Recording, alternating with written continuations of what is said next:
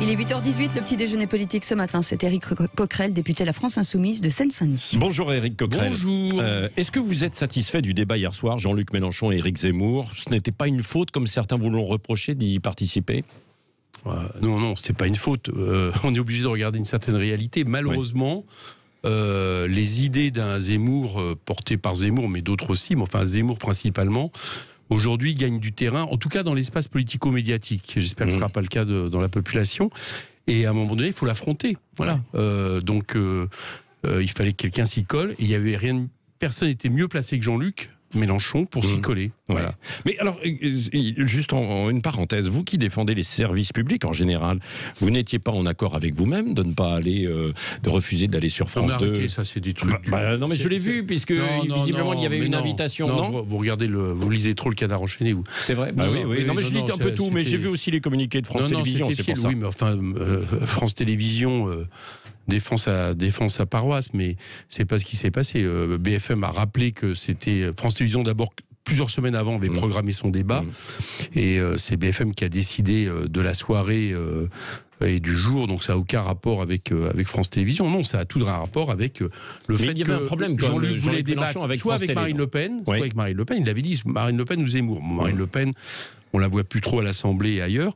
Donc Zemmour a accepté. Et l'idée, c'est de déconstruire les idées mortifères de Zemmour. Voilà. Ouais, bon, on va voir ça dans un instant. Vous avez l'impression justement que Zemmour est en train de supplanter Marine Le Pen?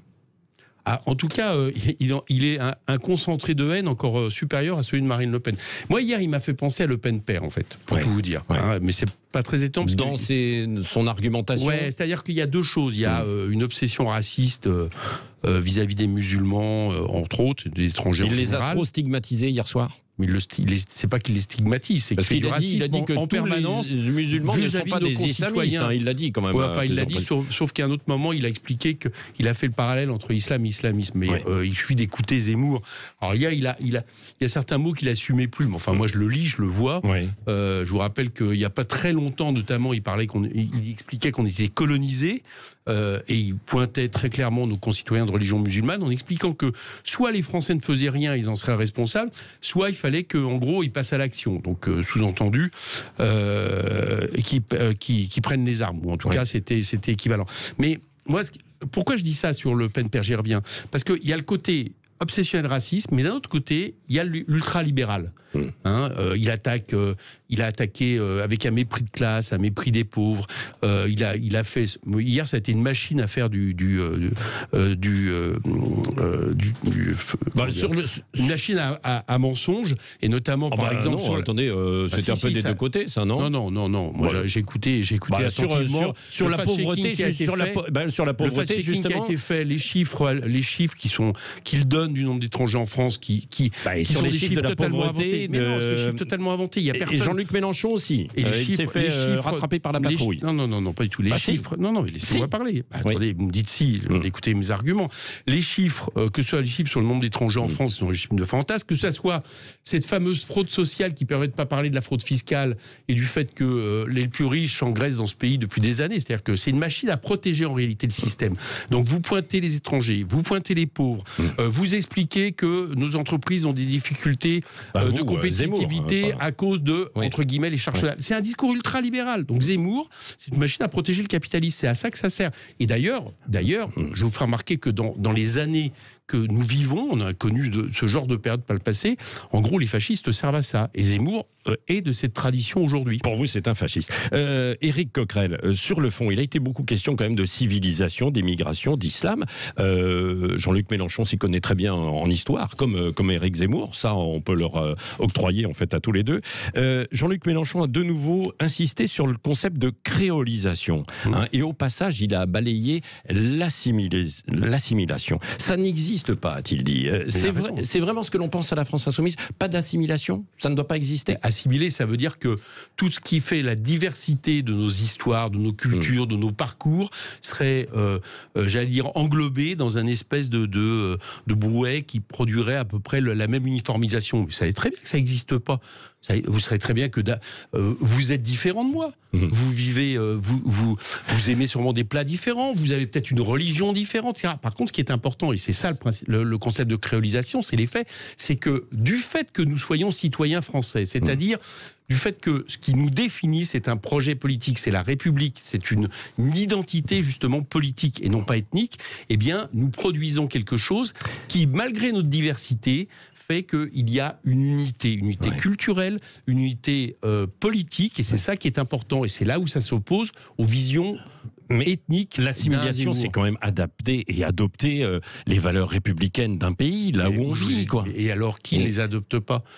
À part une toute petite minorité, notamment justement les amis de M. Zemmour, qui les amis. Mais si, M. Zemmour se réfère. Il y a certains fondamentalistes. Il y a certains fondamentalistes. C'est pas la République. Oui, mais certains fondamentalistes. Certains fondamentalistes, quand même, dans certains quartiers, veulent une autre loi. Vous le savez, ça. Vous savez très bien. Ça, vous pouvez pas le nier. Mais vous savez très bien qu'ils sont ultra minoritaires. Vous êtes ultra minoritaire, mais bien sûr. Et moi, je vais vous citer quelques fondamentalistes dans les quartiers. Moi, je suis en Seine-Saint-Denis.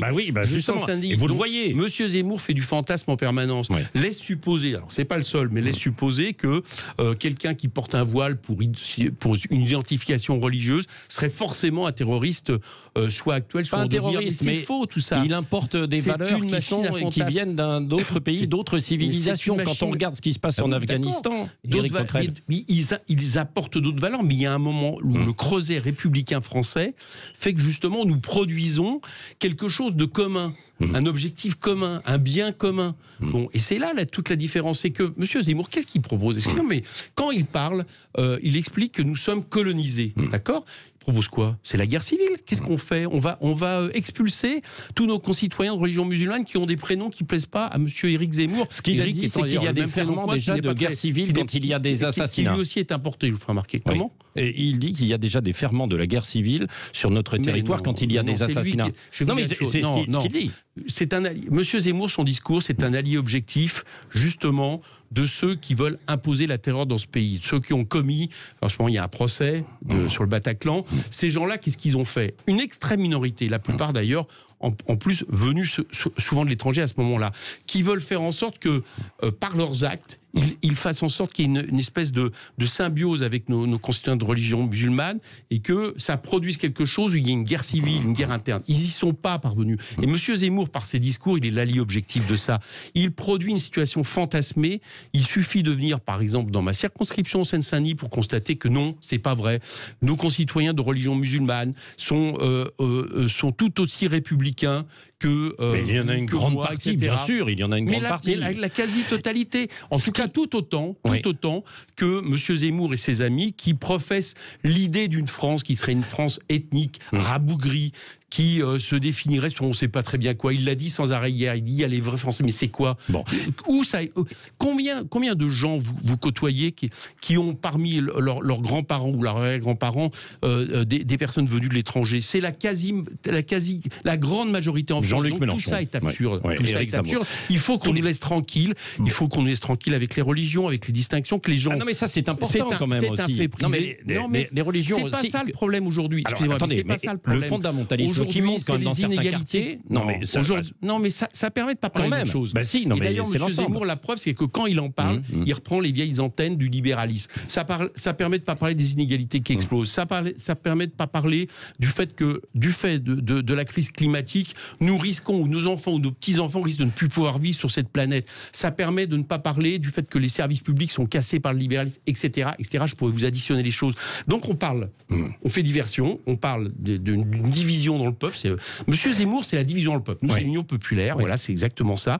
Et j'allais dire là encore, c'est un vieux classique. C'est un vieux classique. Éric Coquerel, l'urgence et le danger, c'est le climat pour Jean-Luc Mélenchon. C'est ce qu'il a mis hier soir en évidence.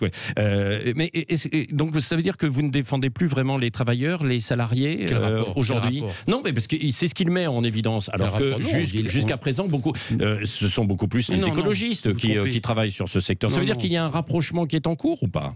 Non, fin de mois, fin du monde, même système et même effet. quand on tacle un système productiviste et de capitalisme extrême qui, au nom des profits, saccage la planète, c'est la même chose qui exploite les salariés, les travailleurs aujourd'hui. Donc, taper sur la question environnementale, c'est aussi taper sur la question des inégalités sociales. L'explication, la démonstration se fait très facilement. Donc, non, évidemment, on n'abandonne pas. On est sur nos deux pieds, c'est-à-dire à la fois... Je vous entends moins, c'est sur les inégalités sociales en tant que commun, telles. de l'intérêt général, avoir une vraie politique, et c'est pas le capitalisme vert qui peut le résoudre, qui passe par la planification écologique, qui passe par la règle verte, c'est-à-dire arrêter, constituer la règle verte, c'est arrêter de faire en sorte que nous consommions, produisions plus que la Terre ne peut absorber, et d'un autre côté, faire en sorte justement qu'il n'y ait pas un gaspillage des richesses dans le profit de quelques-uns, mais de répartir les richesses et de répartir aussi le travail. C'est donc un modèle de société, et je vous assure que les gens qui travaillent, qui vivent